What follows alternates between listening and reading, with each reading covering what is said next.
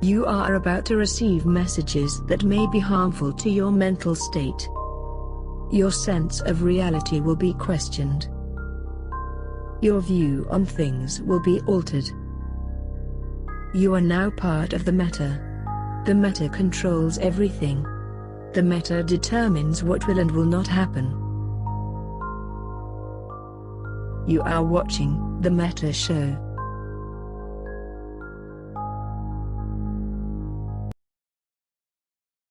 And we're live. Yes, we are. Welcome, everybody. It's good to be back. We are here during a fantastic spring day, at least where I live, which is really kind of rare. We're seeing the snow actually, except for a few remaining icebergs. So it's a fantastic day to talk about spaceships, spaceship politics, and new spaceships. We actually have a shit pile of news today. We have updates from Amsterdam, where a bunch of new Triglavian vessels have been announced. We have Rindus here to give us some fitting analysis on that, or at least his hot takes or possibly cold takes. We don't know how what the temperature of his takes will be on what we can see from the ships wise.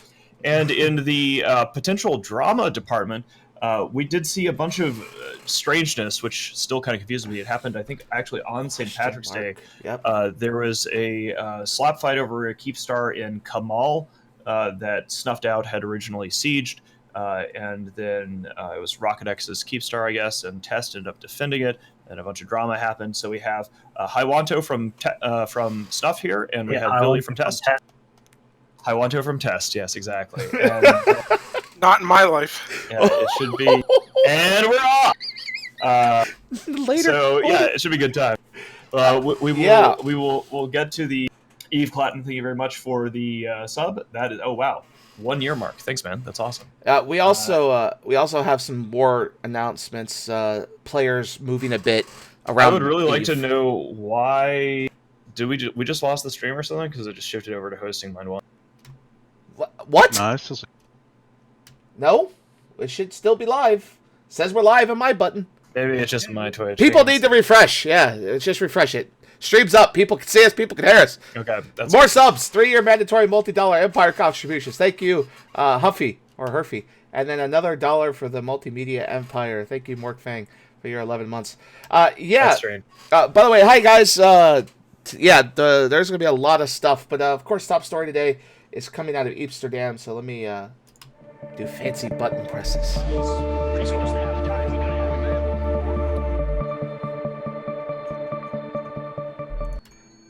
Oh, hello. Thank you, Odell. That's Kunmi. Thank you for subscribing, sir. So Amsterdam, huge announcements from 2 years ago. I don't have the image in front of me at the moment. I wish I couldn't find it in Jabber. But it's literally, they showed an image of implant announcements with names on the implants that is literally the same exact image from FanFest 2016 that had question marks instead.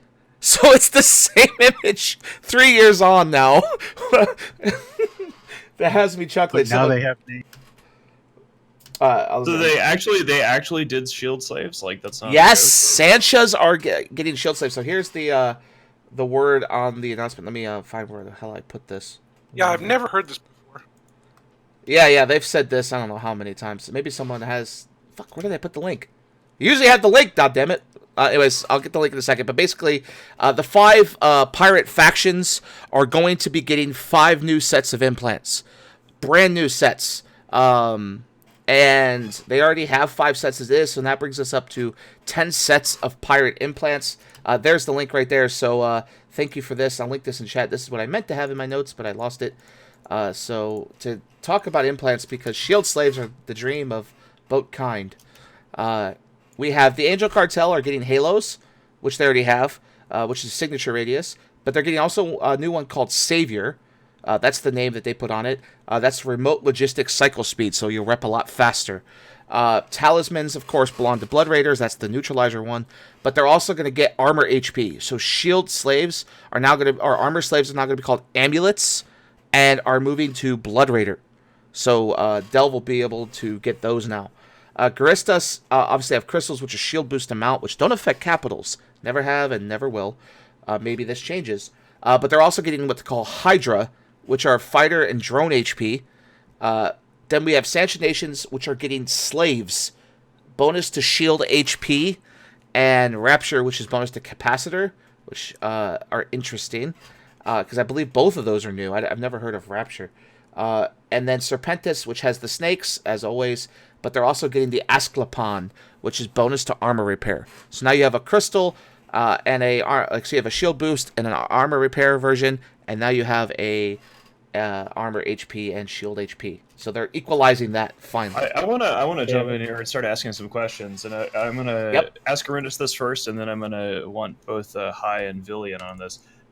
Shield slaves. What is this actually impacting? Are shield super pilots going to basically be required to stop using nomads and use slaves instead?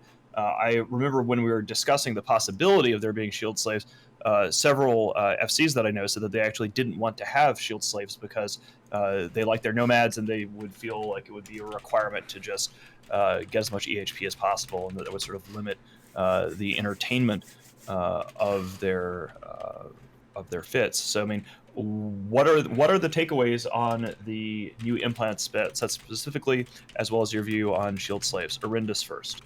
Well, they've also come out with an announcement that they're going to be rebalancing capacitor and shield regen. So I think the interplay between that and the shield slaves is going to be something that's important to look at. They may wind up reducing the effectiveness of shield extenders to sort of compensate and adjust the regen that way.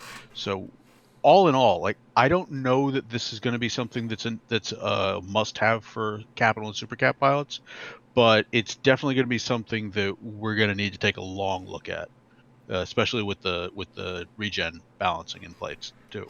Yeah. All right, Haiwanto, what's your take? I mean, I agree with Arindis. It really depends on how they rebalance shield, because it can be quite overpowered. It could be quite, meh. But I don't really have a shield super fleet, so I'm not sure how that will affect us. Our shield supers are all nano fit, so we're probably going to stick with the ascendancies and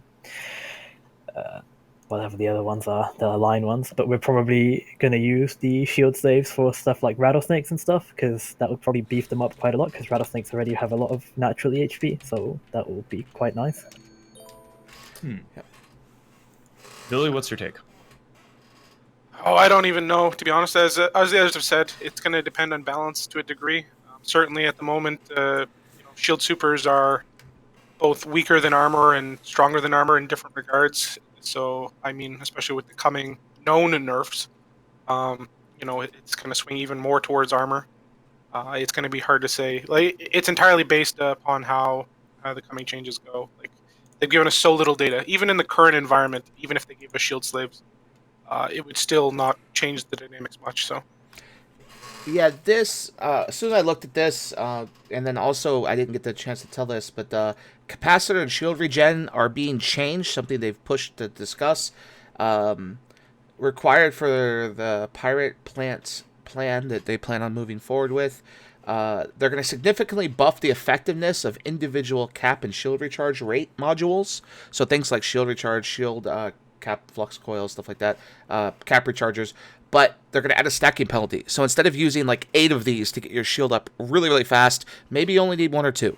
And that's something they don't want you to have to build your ship around capacitor recharge to get the effect that you would need to get cap recharge. So this could be huge on Titans, especially that use maybe 1 or 2, especially armor ones. Not so much the shield ones. Also, when it comes to shield slaves, it could be a situation that you look at with them nerfing capital extenders rather than subcap, because it's the same with the armor slaves now. Armor slaves now very rarely go into the subcap fights. You'll see like elite low sec guys do it. Snuff was known for it with their Mercurials, but other than that, they're just not worth it, right? Ships die too fast in subcap land, and the implants are too expensive. But with capitals, they're almost required, right? Like shield slaves are a must on an Erebus or an Avatar. So I see that happening possibly with shield slaves, right? They become something that's huge on Titans and supers, but not really a requirement for subcaps. So we'll see. Okay, well, what's this about actual new ships? I mean, I'm always a big fan of CCP adding new ships to the game. Yep. They keep adding cool new Triglavian things, and we have... So they've announced the Nurgle, which is the new assault frigate. So basically, an upgraded version of their current. An anonymous cheer. That's interesting. It's always funny when we see bits come across the screen. Yeah, thanks for your 100 bits. So we have the Nurgle, which is the assault frigate. The Draugr, which is the command destroyer, basically a buffed Kikamura, which the Kikamura is already god tier in terms of like by itself. Now you get a better one, and then the Ikatsura, I think is how you say that. That's the AHAC or heavy assault cruiser version. Also, new mutaplasmids, and one of the mutaplasmids they talked about were damage controls and assault damage controls. So now we can play mutaplasmid gambling with those, which is I think huge. Yeah, Horrendous. What do you think of the fact that they're taking what before were just T1 Triglavian and now making them T2 Triglavian ships? I think that this is going to be kind of weird. I mean, they keep saying they've said that the Damavik, the frigate, like they've had 2 passes on it and they still don't have it where they want it. They haven't bounced the T1 frigate, so now they're going to give it an assault damage control. I don't know how well that's going to work. And the Draugr is going to be a beast. I mean, I can't see any way it's not. Just the way these things tank, you put it T2, and then you give it command bursts on it as well. Command bursts and booshing on it as well. Every destroyer in the game can fit defender launchers. Is there something else that actually works better for a command destroyer in an armor fleet than this? I'm not sure it exists when this one comes out. And that'd be interesting because, like, I often get asked on Fireside Chats because players they think that the Triglavian ships are pretty badass looking because they are, right? And I'm often asked, like, are we ever going to see one in a doctrine? And usually at the Imperium level, of course, the answer is no. The supply isn't there. But for some specialized ships, things like a command destroyer might be the first time that you'd see something like this being a regular part of block level. I'm hoping Darkshines gets here soon because this question I think is very important to him because they use Kikamuras as an anti-tackler ship on their bomber fleets, those big, huge 200-man bomber fleets. They'll bring like 30 or 40 of those, and they just are fly swatters. They just kill off interceptors, anything within 50 kilometers. It's like an anti-aircraft field of 50K, right? Like anything that gets in range just dies, and they're very powerful. They did say that the Draugr isn't going to have the same range as the Kikamura, so that's going to leave the Kiki some definite room to maneuver as far as the niche goes. Okay. And the Ikatursa is going to have, it's going to be the first Triglavian ship with multiple entropic disintegrators. Oh my god. We'll see how that's going to be just, for those who don't know, the disintegrators have no tracking requirements. They track everything. So as long as you can lock them. Correct. Oh, they don't? Wait, what? Yeah, that's right. No, They have very good tracking. They do not have infinite tracking. Right, but it's like 500, which is, I mean, is there anything that can speed tank that or? Yes. Oh, okay. Well, I didn't know that. That's news to me. Wow, learning stuff on the Metashow. But this is huge is, and we have to see the numbers because they did not announce numbers. They just announced names and what they are. But T2 resists on a Triglavian ship that's already pretty strong is going to be interesting, I think. Because if they follow the conventions of assault frigates, command destroyers, and heavy assault cruisers, they have the T2 resists that make them strong. Imagine putting them on Triglavian ships with disintegrators and speed and tank that's already there. Like this is gonna be big for small groups. Like Inner Hell might love this. You see them use Damavik, so yeah. I think it's at this point though we don't really have that much data, right? Like, these things have been revealed. I think it's time to get to the Royal Rumble. I mean, people are really anticipating for some reason. Yes, we're going to get there. Vili and High to go at it. I don't know if that's actually going to happen or not. No, but, we'll get there. One more thing, though, they did announce this, and this is actually a big deal to someone like me that likes to fly around space. For the first time ever in EVE's history, a pilot has traversed over the years every single known and unknown system of space without ever dying. So they managed to go to all the 00, low-sec, high-sec systems and all the wormhole systems, never died, and now there's a monument being made. I think the first time they made a monument of this kind in space, and that will be added. So if you want to go see the monument and what it means and what it details, this is pretty cool. Here's a link to what it looks like. I'm not sure the location, though. I think it might be in Thera, but I'm not sure. Oh, okay, that place. Okay. But yeah, that's a big deal. Like, that's something that's never been done. Like, no one's ever thought to do that. So I think that's pretty cool that they recognize that. So, yeah, now we're going to move on. Because, oh boy, here we go. Let me press this button. All right, here. Because this is going to be power.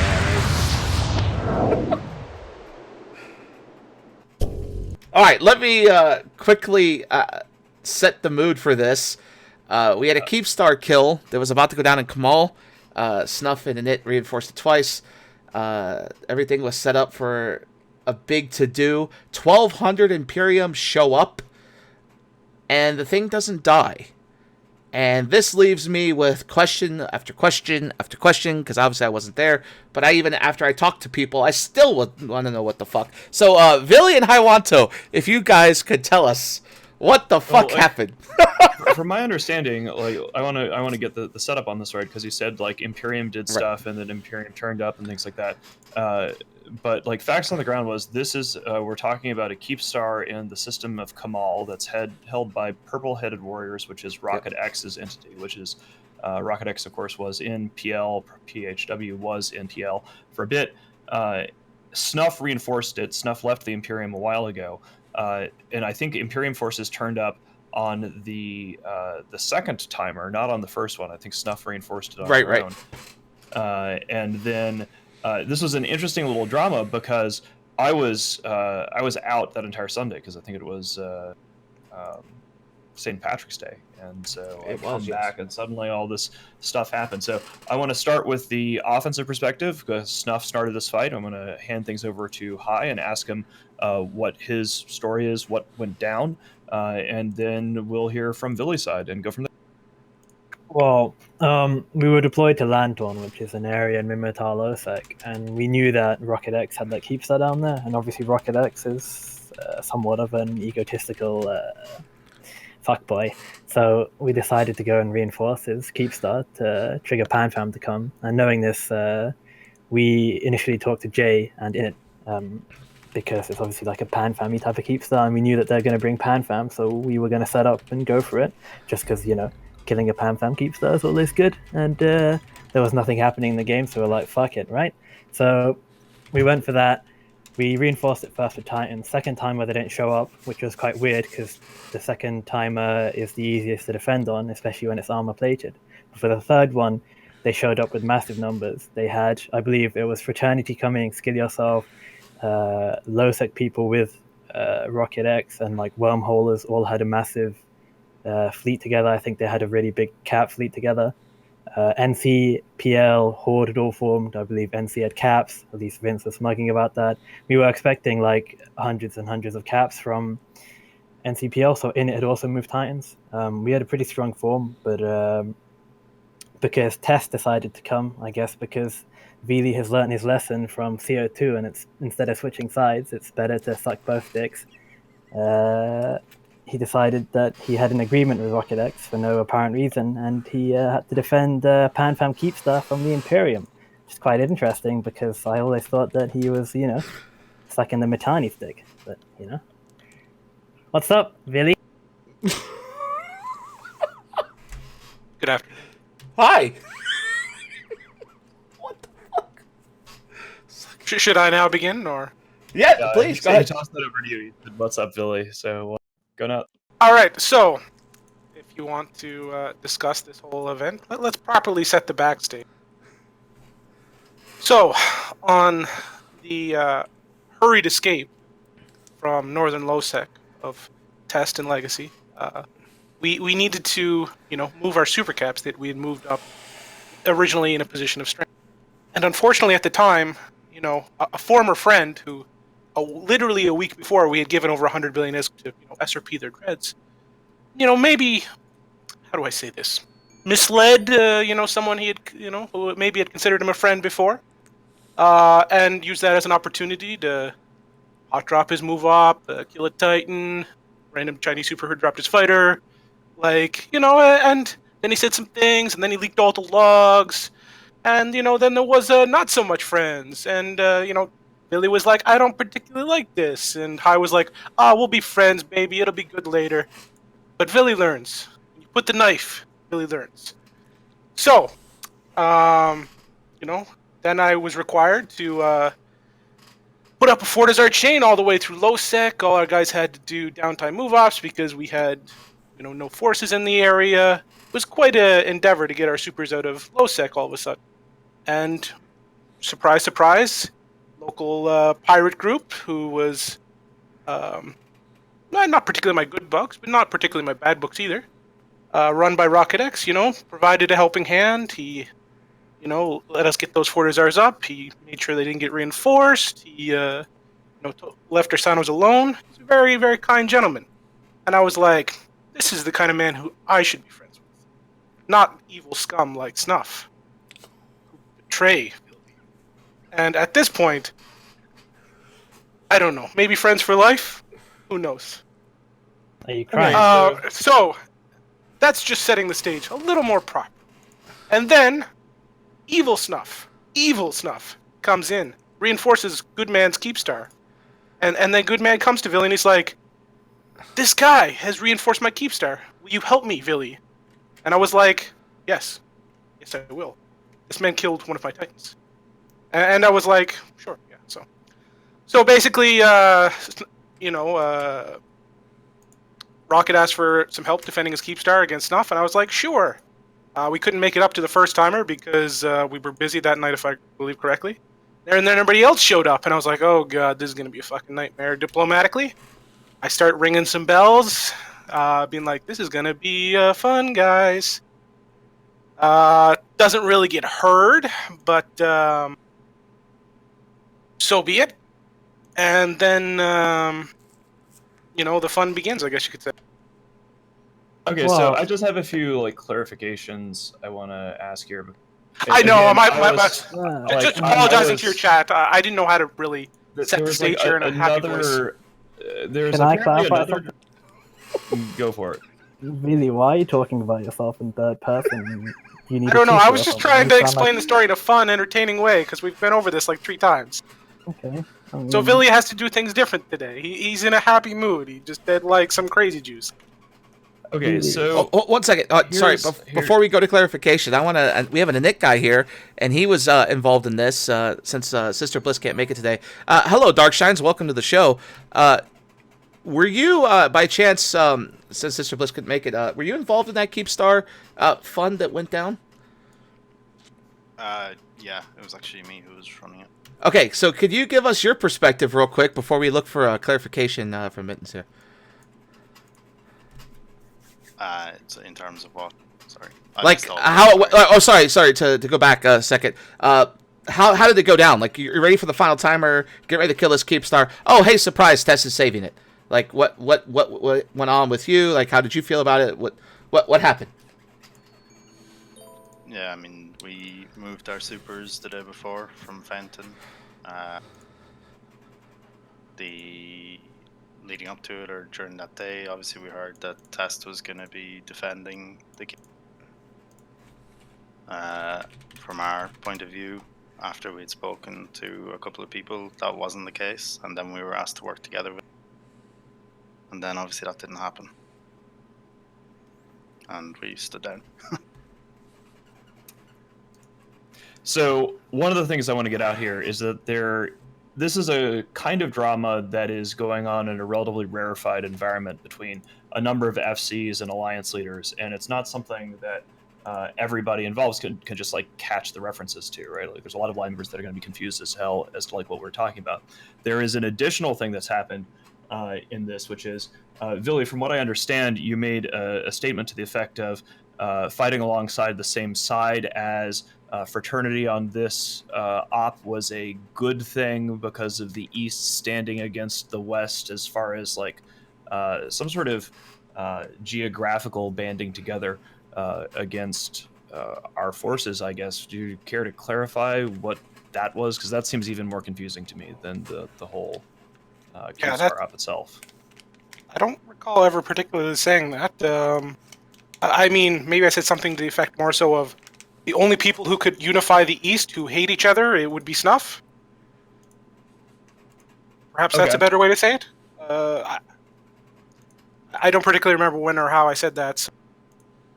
Yeah, I mean, it's all secondhand. The thing that's weird about this is it's sort of a bad look to see a whole bunch of, the people who were on the wrong side of the casino were all working together again, particularly when it comes to Pandemic Legion. Our normal policy on anything affiliated with PL, which Rocket X is, and in this case, he was on the same field as the guys in PL. Like, there's PL, there's NC Dot, high fives all around. It just seems, was this, like, a lot of times when Test does something that's confusing, the first thing that I ask is kind of like back in the day with PL and their FC anarchy nonsense. When something confusing happens with Test, I wonder, is it another one of these like FC anarchy chain of command issues where like Pro God Legend took the wheel briefly, or like is Manny involved in this in any way? Like, who was in charge, basically? I was. This was entirely me. So there was no one else. Like, Pro didn't even know what was going on, and Manny's not particularly that level involved. So, Vili, I would say you and I are pretty chill. I don't think I've wronged you in any way. What if I went up and started to kill it? Like, what would happen then? Well, in theory, we probably would have talked. You know, I would like to think you would have talked to me about it before. Perhaps. Well, I mean, here's how I saw this, right? Like, I want to add how I saw this from an outside perspective, looking in. I was just watching the events unfold. I didn't even know Test was showing up to shoot or defend it. I didn't know Test was involved at all. Till all of a sudden I hear, yeah, we're not going to kill that Keepstar. We're just going to kill the bad guys because Test is apparently defending it. So in my view, it was like, why would I talk to Vili, if we're going to use third person, because I didn't know you were involved. So right, but here's another way to phrase it, though, if you're going to take it that angle. Sure. So let's say Test forms with Pandemic Horde to go reinforce a random Fortizar or Keepstar in Iridia. Like, let's just look at it from that angle, okay? All right. So okay, is it one of ours? Like, well, no. Let's say it's neutral to you, but maybe you have an agreement with them, maybe you don't. I do no prep work. Don't ask any questions. Just go randomly reinforce a neutral Fortizar in low sec. Belong to, let's say, Losecnia. They're the locals down there, right? Yeah. So what would you expect me to do in that situation? I would be delighted that you're cleaning up the trash in our front yard. Right, but let's say you had an agreement with Losecnia. Oh, well, we don't. We would reach out to you diplomatically, I suppose, if you did, and there was like some sort of thing like that, but probably not, because we don't have a tribute agreement. I don't know. Like, I don't think anybody knew that you had some sort of a thing going on with Rocket X that would see you, because, like, if you had a thing going on with Rocket X, like, from my perspective, this wouldn't be a really big deal. And I'm still kind of confused by the incident, because the Kamal Keepstar is, like, completely irrelevant to the Imperium strategic interests, like, I get. Right. And Hywanto, were you guys just, like, looking for kill mills? Like, let's just go fucking nuke a Keepstar kind of thing? Like, how did this thing even get on your radar? Well, people shouldn't have Keepstars in that type of area if they can't defend them, and we knew he was going to call PL because he's a PL affiliated entity, and like Jay and Darkshine are like, yeah, fuck it, go for it. There's nothing happening. We wanted to make something happen. I'm gonna touch on the whole Vili thing about the Titan thing after you're done as well, Mittens, and we can. You can go ahead. I mean, go ahead. Well, I'll just add an interesting point to that, because Hi kind of just almost gave a perfect example. There's no way they would hold a Keepstar in that area if they weren't able to defend it, right? So you maybe it crosses your mind somewhere in there that maybe they've talked to Test before about this Keepstar.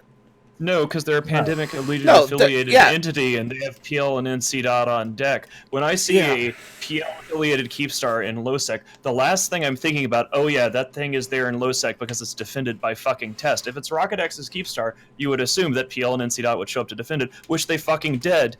Test would not be part of that. Yeah, because here's my thing. I guarantee you, if PLNC Dot and Horde decide they want to invade Ketch tomorrow, they're going to use that Keepstar to move down there, and Rocket X is going to let them, right? Like, but that's the thing, they didn't. They haven't yet, but what's the stop when they invaded Providence, they didn't use that Keepstar. Why? Shocker, because they don't want to, further, toxify their relationship with the people in the South that they live. Actually, PL did stage off Kamal. No, they didn't. They staged it. I was the one who ran the campaign to purge them, man. I'm not going to say they never passed through it, but like... Right, but that's the whole point, right? Like, if they're using that Keepstar to fuck with anyone in the South that could be affiliated with you, why would you let it live? That's my question. Is it accurate that Rocket X uses that Keepstar to stage out of to harass Provi? Is that something that they do? Oh yes, 100%. Okay, and so Rocket X and Purple Headed Warriors use that to attack Provi.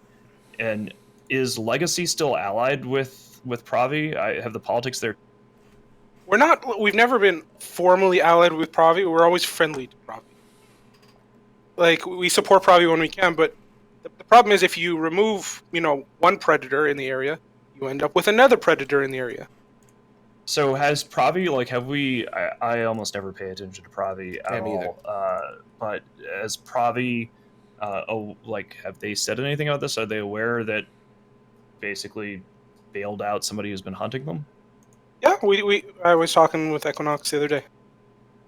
What do you say? Okay. Oh, you don't have to share that. Yeah. Sorry. I just realized what I said after I said it. So, but this leads to a big question, because the next segment of our show here is about War in Eve. There are some big to-dos happening. So let me come down to that real quick. Horde announced they were moving home. If you remember a couple shows ago, Horde announced they were going to create the second largest super cap umbrella in the game and rat and mine freely under such. Horde partisans under Alpha Star moved into to fuck with Initiative, like on the border there in 0-0 and P3EN. And that was set up to keep Initiative out, varying degrees of sex. Who knows how they did. All of a sudden, Horde is now home in BWF in their new stager, and partisans are moving to HiSec to hit HiSec. They have moved to Perimeter. That announcement came just yesterday. So why all of a sudden, if anyone can comment, there's a lot of big players here, would Horde do that after declaring that Tribute was going to be the safest place to rat and mine in the game, and now they pull everyone home, they start mining at home, and now they're going after HiSec with a specialized group? Anyone have any idea why? I feel like we just want to wrap up the other thing, but no one cares.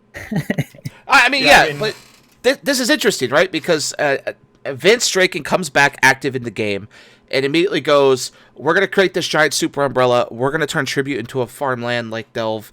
Here's what we're going to do. And the big part of that 3-part group to do that has pulled out.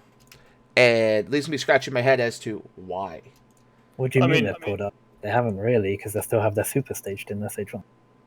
They do. It's interesting, because they have all their facts back at BWF. That's why I'm asking. It's not going to matter, because you still have NC and PR facts. There's still plenty enough to defend their Roracle umbrella. They're still mining in Tribute. They're still, that leads me to my next bit, as NC Dot has said that they are pulling down the Roracles and the Super Ratters and going out to war. They're going to clean up the drone lands from a group called Unspoken. Unspoken guy informed me today that they are going to have to be dealing with NC Dot soon. And NC Dot is going to war against them for harassing Bot and the drones. So that leads me to wonder, okay, what's going to happen with Tribute if NC Dot is going on the warpath? I mean, you have a nit right there. Mr. Darkshines, any idea about this one? Honestly, today was the first I've heard of it, but I mean, yeah, if they're going to leave Tribute undefended, then sure, it's probably going to get hit. I mean, that sounds like a retarded war anyways. Unspoken Alliance gets like 20-man fleets. This is like when we deployed to the Forge, and Horde, we started like poking Horde, and then NC Dot decided to deploy down into Vale with the objective of fucking Snuff, and obviously we would just blue ball them because we can't fight Horde and NC Dot, so they just did fuck all. Like, that's the most stupid campaign ever. Like, why would you even bother doing that? I just want to point out, Unspoken is a Well, to be fair, it gives them a chance to win, right? Like, because they're going to outnumber their enemies so much, it does give them an opportunity to win some fights and, outblob their opponent and just be like, haha, look at us, we're so good. That's sometimes, a small victory is just as important, even if it's entirely irrelevant on the scheme of things. So you're saying it's like a morale boost for NC, who's been kind of getting kicked in the teeth in HiSec for the last month. It's possible. Like, you got to realize, like, they haven't exactly had a string of excellent victories behind them right now, right? So certainly a little bit of momentum change might be what they're looking for, and I'm sure they probably do have some, minor, meaningful cleanup to do in terms of Unspoken. This is interesting. So I want to point out in chat here, someone says Unspoken's been there for 18 months. Unspoken is actually almost all XPL members. They have been harassing the Spire, hitting iHubs and stuff. But they're a 225-man alliance who formed 20-man fleets and just kind of poke and prod like Skill You used to do back in the Drone War. So this is interesting because, again, 255 men, sorry. This is, 3-4 regions away from Tribute. This is a long trek to deploy against a group that probably won't even fight back, right? How does this shape, are they trying to signal to their bot renters, hey, we got your back, we're going to defend you? Like, what does this do? It's not that far, though, because all they're going to do is they're going to go through Vale, use a Keepstar chain up to Germinate, and then from there take the gate into Gavella, and they're basically there. It's not really that far for them. They can just, it's not super far, and they probably will just do it as a, look, we're looking after our renters, blah, blah, blah. We're going to fuck these guys up because they're going for our renters and they'll go home. It's not going to be a proper campaign because they can't really, it's like trying to fight like a guerrilla group with like a massive blob. It's not going to achieve anything because they're just going to go back at it once and you don't leave. I was going to make a war reference here, but I think I'll stop. But Mittens, what do you think about this? I mean, it looks like the hammer trying to hit a fly, right? They're just going to move back in as soon as NC leaves, right? Like, this is something with occupancy solved that I don't think is possible to stop, is it? I'm just sort of confused by the entire thing. I think that, how to phrase this? I think that a lot of the entities in EVE currently are sort of spinning their wheels. There was an expectation amongst most of the autocrats, I could be wrong on this, but I'm probably not, that right around now we would all be engaged in some flavor of the start of the Spring War, right? There was a potential campaign from Test against, or Legacy against FRT, which I don't know if that's going to be happening. I heard there was a skirmish between FRT and Test earlier today that went FRT's way. There is potentially something that could be happening with Horde and Guardians of the Galaxy, because the treaty with Guardians of the Galaxy is out of the way, and Sword has it in for Horde, and so there's something potentially interesting there. But I think what we're seeing here is a lack of general direction. If everybody's expecting certain entities to play cards and then react to those cards as they're put on the table, if those cards aren't played, then you see just sort of a nullsec-wide bit of wheel spinning and confusion. And I think that's where we are right now. Okay, I have two things real quick. A guy that I find very knowledgeable on subject matter of EVE Online and like changes and stuff says the Anom respawn changes were announced and happened from 5 minutes to 12 minutes, and that did not get announced until after the Tribute Turtle announcement was made by Horde. So that could affect them packing up to go back. But here's a question I have for Vili, and this comes from someone that asked really good questions. He says, will you still need Imperium assistance defending the high sec citadels from Horde, or is Rocket X's crew going to help? I'm sure we would still appreciate help. Wow. I have no idea if there'll be as much interesting content as there has been recently. Well, again, so there's some people on my side I've asked about this, and they say that Alpha Star doesn't have the constitution or the ability to sustain activities with partisans, right? He's shown with Branch, he can't do shit in Branch. He's shown when he went against the Knit, he did one op there and then came home, and now he's deploying to Perimeter. I mean, I'm pretty sure Rocket X's group could handle that, right? Like, if you guys are buddies, right? How do I even respond to that? Look, there's a reason for the question. When did you stop beating your wife? That's one of those kind of questions. I just had to ask. It was a great question. I mean, it is here's the thing. It's a framed question, right? We're listen, we're paying back a debt here. That's what we were doing. When Snuff kind of did whatever, and we needed to get it a low sec, they were helpful. And then Snuff attacked their shit, and we're like, yes, we will defend it. And then Imperium starts turning up the second time, and we're like, guys, this is going to be a major issue. We committed to defend this. and then nobody gets back to us, and then the day of happens, and it's a big shit show. Like, yeah, it's that's not the case. It is the case. We'll talk about it more, I'm sure, in a few seconds. Okay, well, let's talk about it then. Well, I want to talk about the whole thing with you and the thing first. So obviously we formed to go drop and move up, and we got there, and there was also a fight happening a few jumps out, and you just like randomly PM me asking, which means that you didn't have eyes on us yourself. You just had some secondhand intel that we were in the area. If you had eyes on us, you would have known we were going to drop you, because where we were sitting was only going to hit you. And yet you still decided to move. You didn't bother putting guys. I just gave you some third-hand intel that there was a fight going on, because that's what you were scared of, because we knew that's what you were scared of. And then you get dropped, and you lose a Titan, because you're out of touch with the game, and you didn't bother putting eyes up or locating any of us, and you just decided to do it. So the whole point of this, like Rocket X thing, isn't about Test, isn't about Snuff, it's about your ego, and your need to fulfill the fact that your ego's been damaged, and you need to, make yourself feel better. So let's go over that then. So you're sitting in your midpoint, within range of Probe. I convoy you and go, are you coming for us? And you say, no, I'm going to... I didn't say no, did I? You're correct. You're correct. You didn't say no. You said, I'm going here. I didn't say I'm going here. There's a fight here. Okay, but let's be honest here. If I'm in this chat and you're in this chat, we've been in a very comfortable working relationship for a very long time. At no point has there been any level of hostile capital conflict between our entities before this point, correct?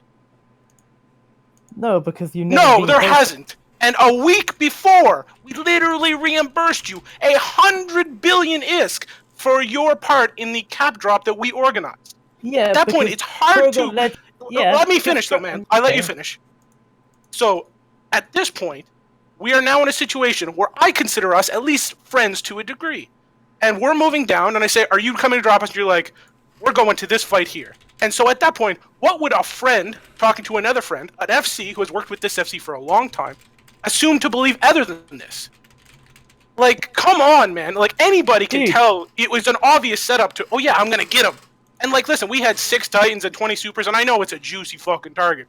But like, how much of a friend do you have to be to drop on that with somebody you've been bros with for fucking 3 years, right since fucking Veil of the Silent, and you fucking drop on us after I specifically fucking asked you? Like, we're literally looking at your fucking fleet, not because we had fucking second intel, and I'm still like, and thank God I had that fucking tiny little bit of fucking goddamn respect for your ability to backstab your friends from the fucking casino war, that I fucking only jump in 2 Titans at a time instead of fucking 6 Titans and 20 fucking Supers. So yeah, I was a little fucking annoyed. That's what happened. Yeah, so let's talk about the fucking Pro God... Hang on, let's talk about the Pro God Legend Dreadbomb first, because we were never going to do that. The only reason we decided to do it because he was fucking begging us to go, because he knew it was going to be a shit show from the get-go, so he was made to SRP our dreads.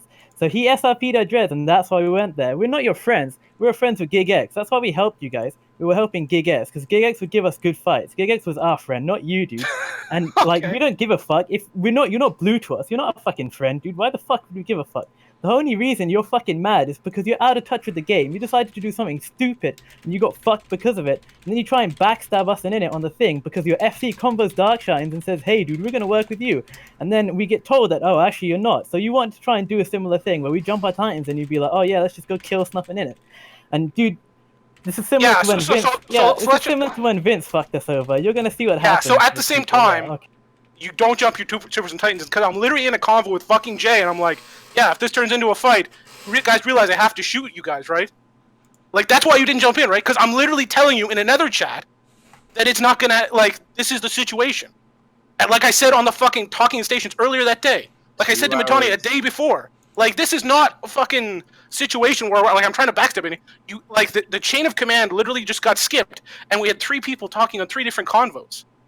No, 2 hours before the timer, you were convoed by Sister Blin. Right. Let's put that log in chat for people. All right. 1 sec. Oh boy. Well, I mean, to be fair, and this is sort of one of those weird circumstances of things that happen. I left. It was on Saturday. Vili and I were having a chit chat about something unrelated, and Vili, it was in the middle of a meeting, And like the last couple lines that Vili had sent me was like, yeah, hey, like there's this Kamal Keepstar thing, and it might be kind of awkward because we might have to defend it. I didn't respond because I had looked away from the window, and I also had no idea what the Kamal Keepstar was because Snuff had just gone off and hit it, and wasn't like this caught me by surprise because none of this was like Imperium strategic interests, right? None of it was like, hey, we need to send we need to have coordination, make sure that this thing that Rocket X has in some random ass place in Losec gets hit, right? But Vili did say to me, hey, there's this thing, it's going to be a problem. I just didn't notice, and then I went out and was gone all Sunday when all this went down. Well, you did respond to the first bit of it. And that's fine. I got distracted. Yeah, and, it's on me for not following up more. That, like, I should have been like, okay, well, I got to make, that he's actually doing this. But, like... All right. So because you've referenced the snow flogs, right? And you were and the whole thing about saying no. Bliss convoed you and asked, "Are you defending?" And you said probably not. No. All right, that leaves it a bit open. That's fine. So we move our Superfleet up from Fountain. No. This is after you've already moved your Superfleet. Sorry, yeah, correct, exactly, yeah. So we move our Superfleet up from Fountain. I didn't realize Test was going to be an issue. We only found out about it when we heard the talking stage. 2 hours before the timer, you get convoed. You're asked, are you going to defend it? And you say, probably not, no. Those are the words, all right? Yeah, but there's more to that convo. 2 minutes after that conversation, I get convoed by one of your FCs asking, hey, can we work together? To which I say yes, but we're primarily working with Snuff, so that has to be okay with you guys. And we went from there. 2 minutes after, I lit my Titan in Sino. After Jay, who you had told, came back to us, the same guy comes back and says, actually, we're not working with you anymore. We're going to have to kill you. Yeah. So... I mean... password is 123 to that log, sorry. That's fine. I want to go ahead and say this. I always put... No, like, listen, you're right. And part of the problem is we had 3 different levels of communication going on, and the only one that was making relevant decisions was myself. I wasn't aware that Kelmec had convoyed you, and there's nothing I can do in that situation to undo that damage. It's just fact of the matter. I will say this, and this is on Vili's end here. Vili has always been someone, at least in my experience, and probably Imperium as a whole, who you can work with, and if he says he's going to do something, 99% of the time he does that, right? He was an Imperium FC for a very long time. I worked with Vili a lot. And I trusted Vili a lot when it came to doing stuff a long time running. And Vili is probably one of the more sensible people in all of Legacy, in my opinion. So I just want to add that. Okay. So he's sensible out of Pro God Legend, really. My fucking face, dude. I mean, yeah, sure, he was honorable back then, but the game's changed a lot, dude, and he's out of touch as fuck. The fact that he asked Mitani, and someone who doesn't really play the game anymore, about whether he should go just shows how out of touch he is. I didn't ask whether I should go. The fact that you had to make an agreement with some shitty fucking Losec alliance, Rocket X's crew, to move Titans through Losec as the mighty fucking Test shows that he's out of touch as fuck. And I'm going to enjoy what happens next anyways. This is exactly like when fucking Vince fucked us around. Dude, we'll have some fun. We'll let it out. Buddy. Wait, what? Hold on a second. What? I forgot. It is. We're a little bit late on going to Cool Kids mode, so sorry about that. I'm going to go kick things over to Cool Kids mode. This is the thing we do every Metashow for our subscribers to be able to, in this case, cheer from the sidelines or ask questions that we will then communicate to the panel. I got so caught up in the drama that I missed that. I apologize. Okay, so yeah, you said something just now, Mr. Hiwanto. What? We usually don't talk future plans here, but you just said something about future plans. What do you mean? You said something like when Vince fucked you. What? A lot of things are happening in the theaters of war, right? I'm sure that there will be some interesting things between Snuff and Test in the future, just in terms of the future war that's going to happen. So, like, one of the reasons we don't like Vince is because a long time ago we called Vince to drop some escalating entropy caps because we knew NC Supers were in range and we didn't feel comfortable dropping them. And it was like 100 caps on field. We told Vince to come in. He drops in, and then I think he delegated to Travis, who then decided to kill us. And that was kind of the turning point where we decided, all right, fuck NC dot. And that's when we started dropping the Titans and fucking him around a bit. It's a similar situation with Vili. I mean, his ego's taken him too far, and he decided to try and do a sneaky with Init and us. And, we're going to have some fun, I guess, in the future, because he seems rather triggered right now. He sounded like he was crying at the start, then he got angry, and I guess he's going to get sad now. You know, all 5 stages of grieving. So we'll see what it gets to. I am sad. It's unfortunate. I've played this game for a very long time, and as I said when we had that chat the first time, that's the first time to me that anyone had done anything like that to me. So to me, it was a pretty salty or pretty bitter pill to swallow at the time. Well, dude, welcome to EVE 2019. I can buy you some knee pads. I'm sure your knees are getting kind of old. Like to bend over and take it from Mittens and Vince. It must, but Well, how is he going to be able to bend it over and take it from me if we're all if I'm not engaged? I mean, I will point out, you're absolutely right, Hi, that nobody should be pinging me with anything from an autocrat perspective because I am so completely disconnected from the game that why would you do that? And that's going to be my line going forward. I really only just sort of tune in just on Metashows. I have essentially become just a figurehead that the rest of the directory is sort of talking about.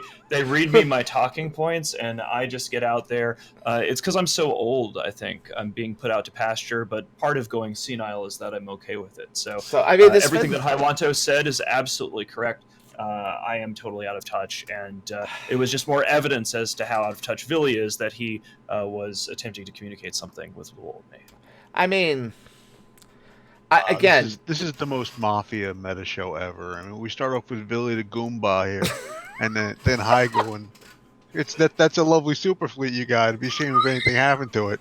And now Mittens is pulling the Don, no, I'm just an innocent old man here. Exactly. I mean, all right. So then I have this question for Haiwanto. If Test and NC are shooting each other and their capitals are going at it, who do you shoot?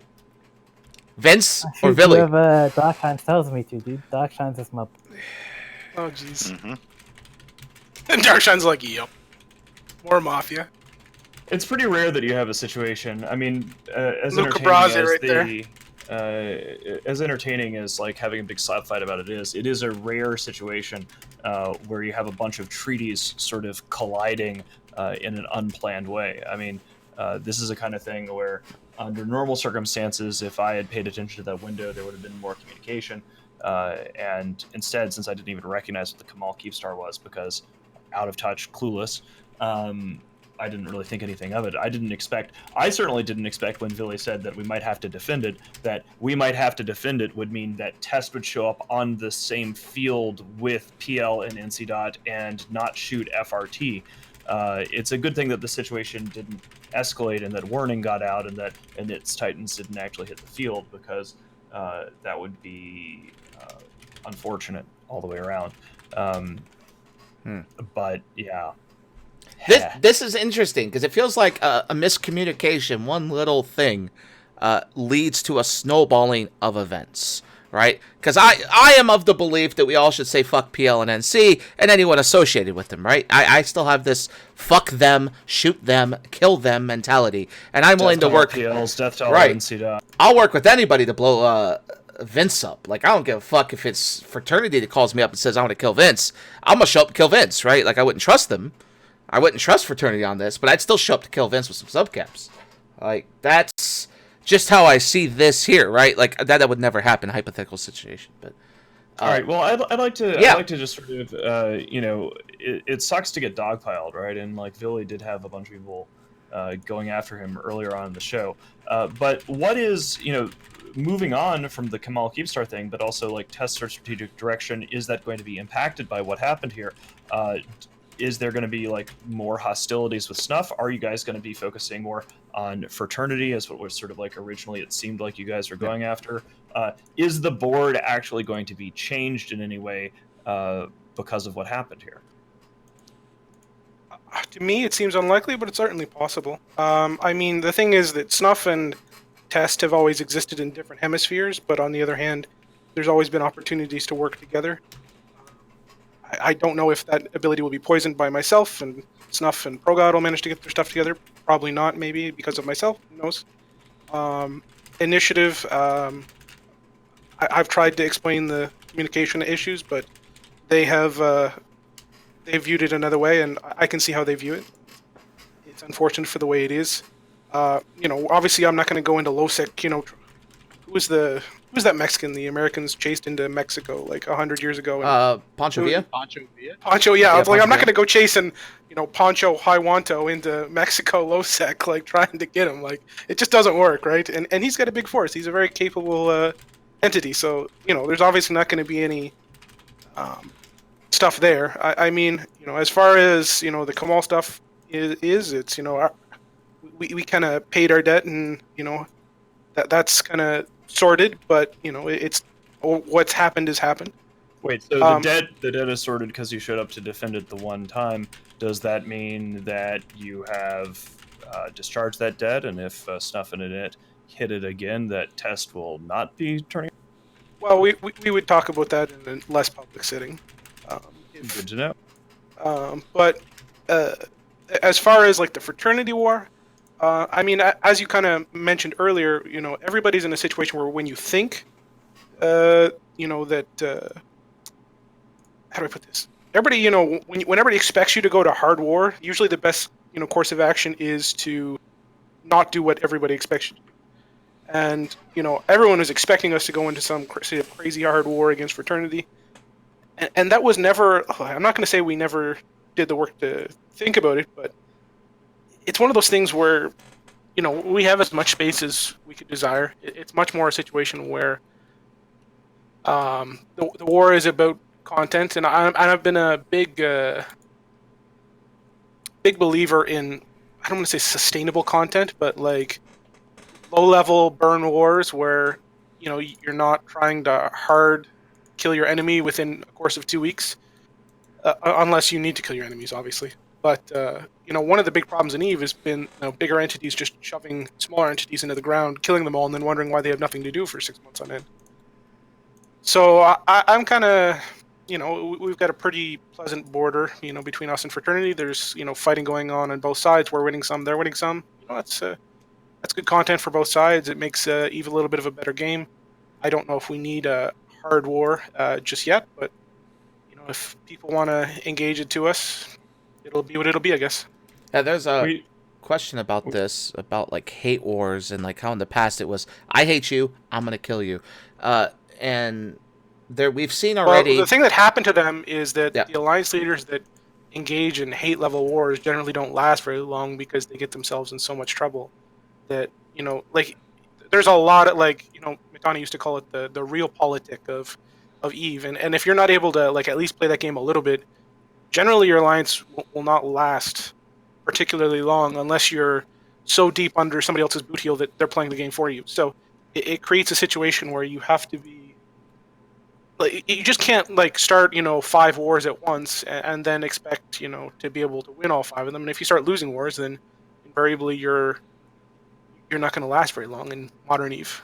I have missed the hate. Like, it seems strange to me because like you're saying, like a lot of alliance leaders can't sustain it or whatever, but I have been able to sort of tap into what I used to call in Loom meetings like the ice rage. Like I still get furiously angry about internet spaceship video games, and the old hate, you start talking about the Great War, the old hate comes flowing right back. Maybe I'm just an incredibly damaged, broken, and out of touch person, and that's why I've been able to stay angry for 14 years. But in general, it has seemed to be a less angry player base. We did have some FRT related drama though, so this might sort of dovetail into this. We mentioned this in the Imperium earlier, but apparently there's a big rumor on the Chinese player base's forums discussing how Goonswarm is allegedly going to be kicking out Chinese corporations. We did kick out a couple of Chinese corporations because they were FRT affiliated.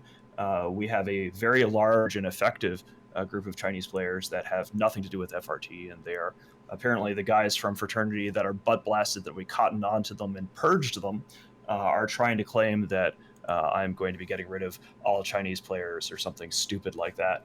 But it is good to see that the fraternity corps that we purged proved their lack of loyalty by whining on the forums about it. So there is definitely some, I sort of sense drama in the air, and maybe we'll see some rage and hate exploding into the galaxy. This will be interesting the next couple of weeks. I mean, we're kind of out of time here, but I'm interested to see what happens in the rest of spring and into summer, because there's still a lot of look. Like you could tell, like from what Norris said. I think Norris is his name, the leader of fraternity. He's preparing for war by getting people with him that can do war. Not that I'm saying Elo can, but that seems like the place that he's looking for. So I'll be interested to see with that, and then of course what happens with the rest of Eve right now. So this could be interesting, very very interesting. Yeah, that's another thing too about fraternity. It's kind of hard to have a hate boner for fraternity, as much as they tend to do what they're told when it comes to NC Dot and Vince, because Norris just keeps getting banned, right? Like his alliance starts to build up, and then he gets banned again for RMT, and back to the shithole it goes. So that makes it really hard to like just hate them, because they don't really last very long before he gets banned again. Yeah, but it's banned in like the Gigex way, where he loses a character, but he just keeps going, right? Like he has multiple other characters going right now that he leads the alliance from. Yeah, he's not particularly vulnerable to bans when it's like, okay, well, I'll just inject a new character tomorrow. So, although it is interesting when you guys bring up the Chinese nationalization component, because they've been very aggressive lately in terms of going after the Chinese corporations that are not affiliated with fraternity and kind of putting nationalized level pressure on them to kind of submit to fraternity's will, and it's been unfortunate, because you see so many really great and strong Chinese affiliated players that work with Test. We have your own Chinese corp, Eternity Pavilion, who does an incredible job, and you guys have your own in PLA or whatever. And there's a lot of pressure that's put on these people to submit to fraternity's will, or that this is the Chinese vision of even the North American servers, or whatever you want to call it. And it's really unfortunate, because I know, especially even in XIX, they booted all their Chinese corps because a couple of them were pressured to AWOCs, and they did, and then it creates all these kind of trust situations. To me, I think the taking the national element into the game is really just, it's not cool to me, the way it happens, because you have these guys that are just trying to contribute to their alliance, and they're all this pressure and calling them traitors and all this other stuff is just not something that I personally think that should be encouraged or allowed. It's because fraternity is weak. They're resorting to nationalism because they have failed repeatedly. They failed on their own server, and then they fled over here, and then they failed now. There is a vast Chinese player base that has nothing to do with fraternity. It suggests basically what they're trying to do is wrap themselves in the flag, which isn't going to, that doesn't fly in Goonswarm, because the guy who runs PLA is actually in the fucking PLA, and you can't really try to out-Chinese an actual, like, Chinese army dude. But yeah, I think that the fraternity is doing it is because they're weak and they've got nothing else. So it's sort of like an after the fact appeal to nationalism. Everybody on the Chinese forums is going to find out when other Chinese corps don't get kicked out of Goonswarm that this rumor that the fraternity people are attempting to spin is false, right? Like there is no great Chinese purge happening in Goonswarm. They're going to see that for themselves. And whatever, FRTs are a bunch of losers, and we should continue to at least, anybody who's ever helped NC Dot in that particular way sort of goes on my shit list, which is, why it's always awkward to show up on the same side of the field as NC Dot in any sort of nullsec engagement. But whatever, it's going to be interesting to see what happens. We have no idea whether talking about what's happening with the Chinese community in English-speaking outlets like this ever actually gets over there, because translation is such a challenge on either side of this language barrier.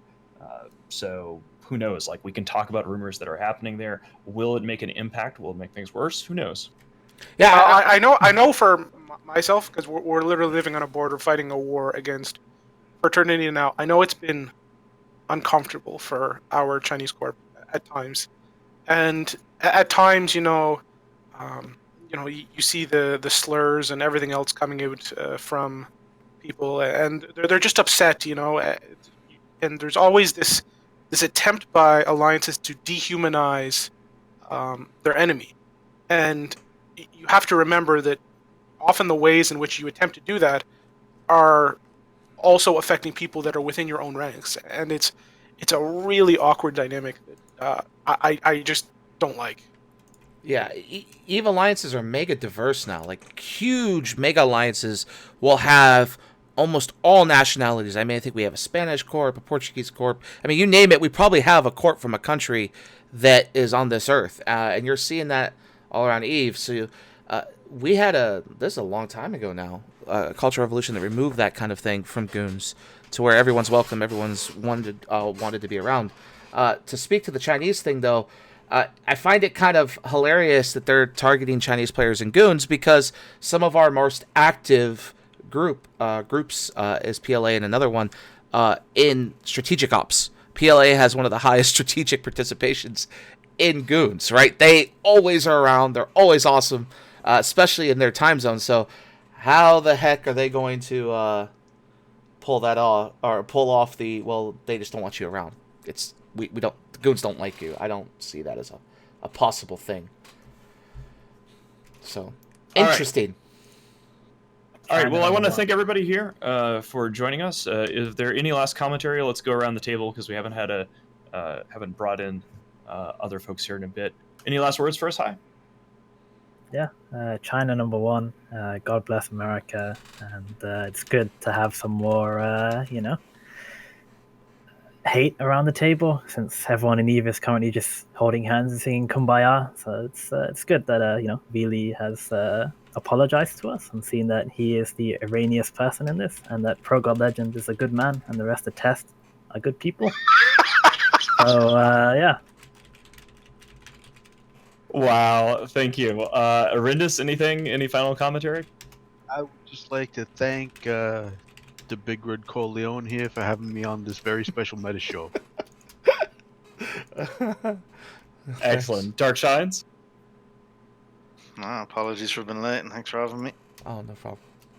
Vili? I got nothing at this point. All right, Internet Spacious. Well, I have yet another meeting to go to be out of touch in. So I'm going to we gotta go. and hopefully my minders will be able to guide me to the next conference room. Maybe somebody can wipe the drool off of the side of my mouth as I continue to stare at a wall. Thank you all so much for coming, and fantastic show. We will be back next week for more spaceship drama. And thank you to all the cool kids here on the channel. We had a lot of stuff. Did Bo get married? No, not yet. No, not till January. Still engaged. I'm just planning it. January? Yeah. It's the longest fucking engagement in the world, my man? Yeah, it's what happens when you're marrying an Australian. Okay. Shit happens. So, yeah, she's busy visiting family, and we decide January because she likes cold in winter because they don't have that in Australia, so she wants a frozen fucking wedding. I just don't even want to get into that. What the fuck are you talking about, Bo? Yeah, she wants it cold.